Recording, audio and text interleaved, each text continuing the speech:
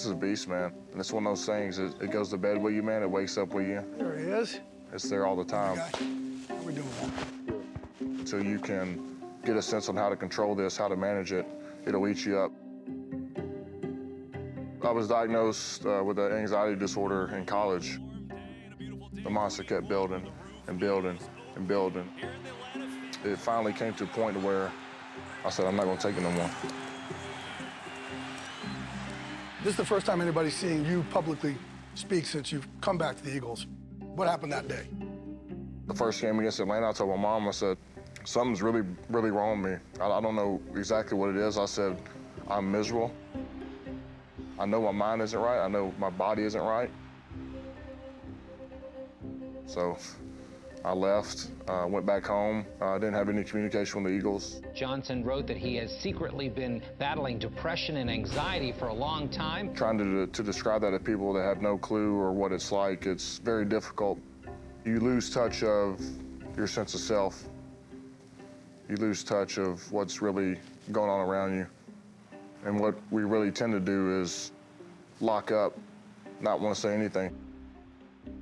I felt bad for my team, but there were signs that this wasn't something that was new, the spur of the moment. This was going on for, months. When my depression and anxiety kicks in, it's a physical thing. I feel it, for me, I feel it on the left side of my gut and in my heart, like the world hates me, like the world's gonna end. When you wake up in the morning, you get hit with that wave. What are those voices saying to you? Feels like doom. You just want to run. I just want to run away and not come back, kind of thing. A lot of nausea, a lot of throwing up every day. You throw up every day from this, from your anxiety? It got so bad. Was really starting to throw up blood. Nerves, really have tremors in my hands. This is something I've dealt with for a long time, and there's obviously there's medications that help with this, but a lot of it, you can't mask everything. How come you never said anything during that? Because I felt like I had my stuff, I guess, temporarily under control. I was ashamed, to be honest. In this league, the NFL, where it's gladiator type sport, is something that it's not often talked about, but is often felt throughout the league. Basically, you need to talk about it. Yeah, it's got to be talked about. Need to talk about it, but yeah, man, I was living in hell for a long time. And I thought achievements, how I've done on the field, was going to make it feel better. It only amplified the situation. And yeah, I mean, I'm glad I'm sitting here talking about it, finally being open about it. It's way more impressive than shutting down a pass rusher.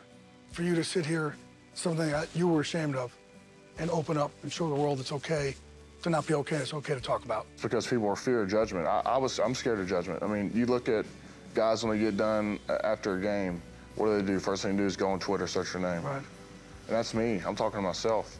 But that's the world that you kind of need to escape. You got to get out of there and start having a purpose and a why. And I guess I didn't know my why for a while. It took a lot of time to really focus on myself to get the help I needed and to get into a good mindset again. Give me one final message if you have for people at home watching this right now. If you can give them advice, because you've now gone through it. I'd say find your most closest friend, family member, tell a loved one. And if it's to a degree of seriousness, there's always help around the corner. That's the thing. It's not far. It's never out of reach. And whenever you do this, you realize that you have a lot more in common with everybody else around you than you think. And so that's the best part about all this. Proud of you, man. Yeah, man. Appreciate you.